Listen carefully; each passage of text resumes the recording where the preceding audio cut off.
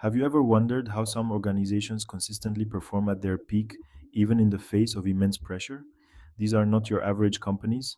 They operate in complex, high risk environments where even small mistakes can have catastrophic consequences. Think about air traffic control, nuclear power plants, or emergency rooms. What sets these high reliability organizations, or HROs, apart? How do they manage to avoid major incidents while others struggle? In this essay, we'll unlock the secrets of HROs and explore how their principles can transform any workplace.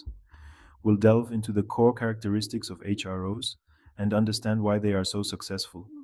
Get ready to discover practical examples and actionable insights that you can apply to your own organization.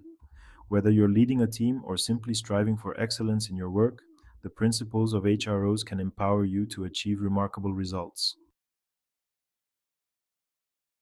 HROs are not defined by their industry or size. They are defined by their culture and their approach to operations. Let's break down the key elements that make an organization high reliability. Preoccupation with failure.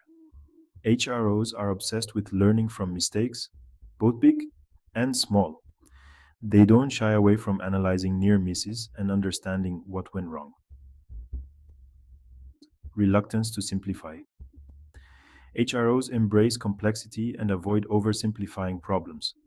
They recognize that simple solutions often lead to unintended consequences. Anichishar sensitivity to operations. HROs have a deep understanding of their day to day operations.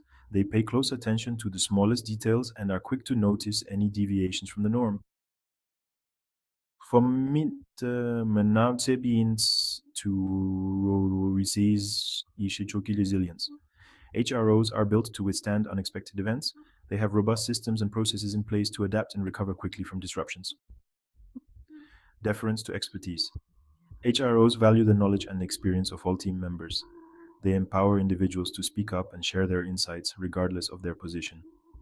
These five principles form the foundation of HROs and enable them to achieve exceptional performance in high stakes environments.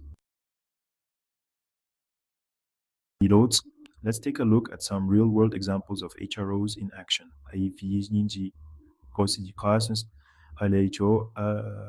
Aviation. The aviation industry is a prime example of HRO principles in practice.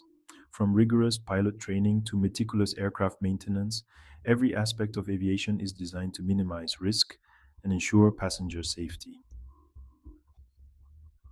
Healthcare, hospitals, particularly emergency rooms, operate in a high pressure environment where lives are at stake. HRO principles are crucial for ensuring accurate diagnoses, effective treatments, and safe patient care. Nuclear power. Nuclear power plants are complex and potentially dangerous facilities. HRO principles are essential for maintaining safe operations, preventing accidents, and protecting the public and the environment. These examples demonstrate the power of HRO principles in diverse industries. By adopting these principles, organizations can create a culture of safety, reliability, and excellence. Section 4, Bringing HRO Principles to Your Workplace. You might be thinking, my organization isn't an air traffic control tower or a nuclear power plant. Do HRO principles really apply to me? The answer is a resounding yes. The principles of HROs are universally applicable and can benefit any organization, regardless of its size or industry. Start by fostering a culture of open communication and psychological safety, where team members feel comfortable speaking up about potential problems or concerns. Encourage a learning mindset and view mistakes as opportunities for improvement. Embrace data and use it to track performance, identify trends, and make informed decisions. By implementing HRO principles, you can create a more resilient, adaptable, and successful organization. Section 5. Join the conversation, your HRO journey. The journey to becoming a high reliability organization is ongoing.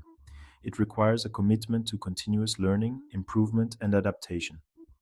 I encourage you to reflect on the principles we've discussed and consider how you can apply them to your own work and life. What steps can you take today to foster a culture of safety, reliability, and excellence within your team or organization. Share your thoughts, experiences, and questions in the comments below. Let's learn from each other and work together to create a world where high reliability is the norm, not the exception.